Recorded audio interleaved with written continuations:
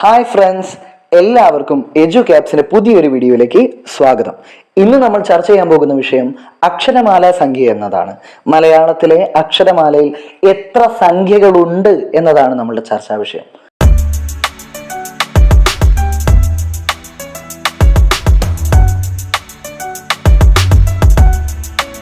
അമ്പത്തൊന്ന് അക്ഷരാളി കലിത തനുലതേ എന്നാണ് ഭാഷാനൈഷധം ചമ്പുവിൽ മഴമംഗലം പറയുന്നത്.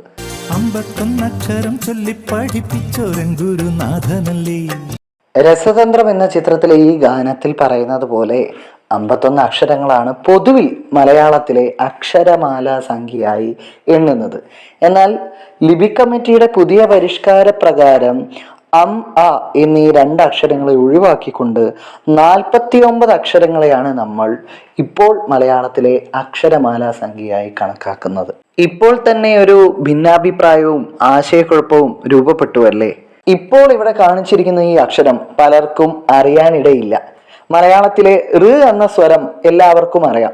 അതൊരു ഹ്രസ്വസ്വരമാണെങ്കിൽ ഇവിടെ കാണിച്ചിട്ടുള്ളത് ഒരു ദീർഘസ്വരമാണ്.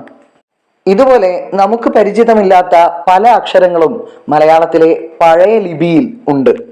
ഋ, ല്, ക്ഷ എന്നിങ്ങനെ പല അക്ഷരങ്ങളും കൂട്ടുകയും കിഴിക്കുകയും ചെയ്യുന്നത് കൊണ്ടാണ് ഈ ആശയക്കുഴപ്പങ്ങൾ ഉണ്ടാകുന്നത്. മലയാളത്തിലെ വൈയാകരണന്മാർക്ക് അക്ഷരമാല സംഖ്യയെക്കുറിച്ച് ഭിന്നമായ അഭിപ്രായങ്ങളാണ്. ഇതിന് പ്രധാനപ്പെട്ട കാരണം മലയാളത്തിൽ ധാരാളം ലിപി പരിഷ്കാരങ്ങൾ സംഭവിച്ചു എന്നതാണ്. ലിപിയും അക്ഷരവുമാണ് മലയാളത്തിൽ പൊരുത്തമുള്ളത്. ഇനി നമുക്ക് ഈ വിഷയത്തിലെ ഏറ്റവും പ്രധാനപ്പെട്ട ഭാഗത്തിലേക്ക് കടക്കാം. വിവിധ വൈയാകരണന്മാരും അക്ഷരമാല സംഖ്യയെക്കുറിച്ചുള്ള അവരുടെ അഭിപ്രായങ്ങളും. ഹെർമൻ ഗുണ്ടർട്ട് അദ്ദേഹത്തിന്റെ അഭിപ്രായത്തിൽ മലയാളത്തിലെ അക്ഷരമാല സംഖ്യ 50 ആണ്. മലയാള ഭാഷാ വ്യാകരണം എന്ന പുസ്തകത്തിലാണ് ഹെർമൻ ഗുണ്ടർട്ടിന്റെ ഈ അഭിപ്രായം. ജോർജ് മാത്തൻ 51, മലയാഴ്മയുടെ വ്യാകരണം എന്ന പുസ്തകത്തിലാണ് അദ്ദേഹം ഈ അഭിപ്രായം പറഞ്ഞിട്ടുള്ളത്.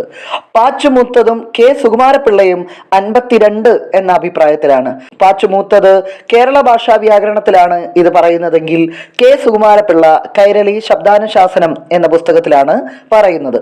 AR രാജരാജവർമ്മയുടെ അഭിപ്രായത്തിൽ 53 ആണ് മലയാള ഭാഷയിലെ അക്ഷരമാല സംഖ്യ. ശേഷഗിരി പ്രഭുവിന്റെ അഭിപ്രായത്തിൽ 54 ആണ് മലയാള ഭാഷയിലെ അക്ഷരമാല സംഖ്യ.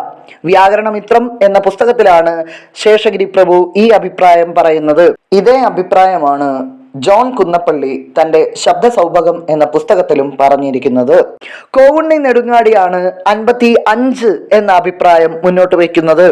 കേരള കൗമുദിയിലാണ് അദ്ദേഹത്തിന്റെ ഈ അഭിപ്രായം. ഇതുകൂടാതെ റവറൻ ജോസഫ് പീറ്റ് 56 എന്ന ഒരു സംഖ്യ, അക്ഷരമാല സംഖ്യ കൂടി മുന്നോട്ട് വെച്ചിട്ടുണ്ട്. ഈ ഒരു വിഷയത്തോട് ചേർത്ത് വെക്കാവുന്ന ഒരു കാര്യമാണ് അടുത്തതായി പറയുന്നത്. സ്വരങ്ങളെയും വ്യഞ്ജനങ്ങളെയും അച്ചുകൾ, ഹല്ലുകൾ എന്ന് വിശേഷിപ്പിച്ചിരിക്കുന്നത് ആരാണ്? മലയാഴ്മയുടെ വ്യാകരണത്തിൽ ജോർജ് മാത്തനാണ് ഇത്തരത്തിൽ അച്ചുകൾ, ഹല്ലുകൾ എന്ന് സ്വരങ്ങളെയും വ്യഞ്ജനങ്ങളെയും വിശേഷിപ്പിക്കുന്നത്. അക്ഷരമാല സംഖ്യയെ കുറിച്ചുള്ള ഇന്നത്തെ ക്ലാസ്സിൽ ഇത്രയും കാര്യങ്ങളാണ് നമ്മൾ പഠിക്കുന്നത്. ഇനി എജു ക്യാപ്സിന്റെ മറ്റൊരു ക്ലാസ്സുമായി ഉടൻ എത്തുന്നത് വരെ നന്ദി, നമസ്കാരം.